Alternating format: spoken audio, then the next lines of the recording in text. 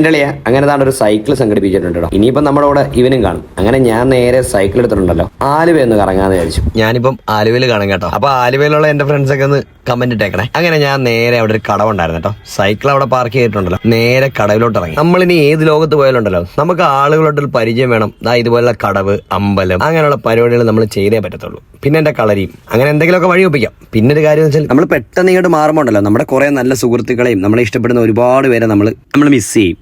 അതൊരു കാര്യം. പിന്നെ എന്തിനൊക്കെ പുറമെ ആയാലും നമ്മുടെ താണ്ടെ പുള്ളിക്കാരൻ നമ്മുടെ കൂടെ ഉണ്ടല്ലോ. അങ്ങനെ ഞാൻ നേരെ വണ്ടി എടുത്ത് ആലുവ അമ്പലത്തിൽ വന്നിട്ടോ. അങ്ങനെ അമ്പലമൊക്കെ ഒന്ന് കണ്ടതിന് ശേഷം ഉണ്ടല്ലോ കുറേ ദൈവങ്ങളുണ്ടല്ലോ ആൽത്തറയിലുണ്ടായിരുന്നു, അവരെയും കണ്ടു. ദൈവങ്ങൾ എപ്പോഴും അമ്പലത്തിന് പുറത്താണെന്ന് ഞാൻ പറയാറില്ലേ.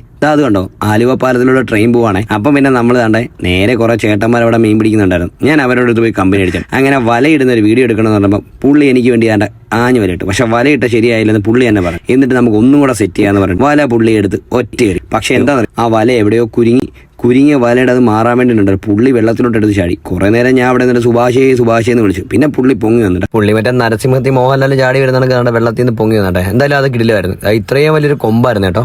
അപ്പൊ അടുത്ത വീഡിയോയിലോട്ട് കാണാവേ.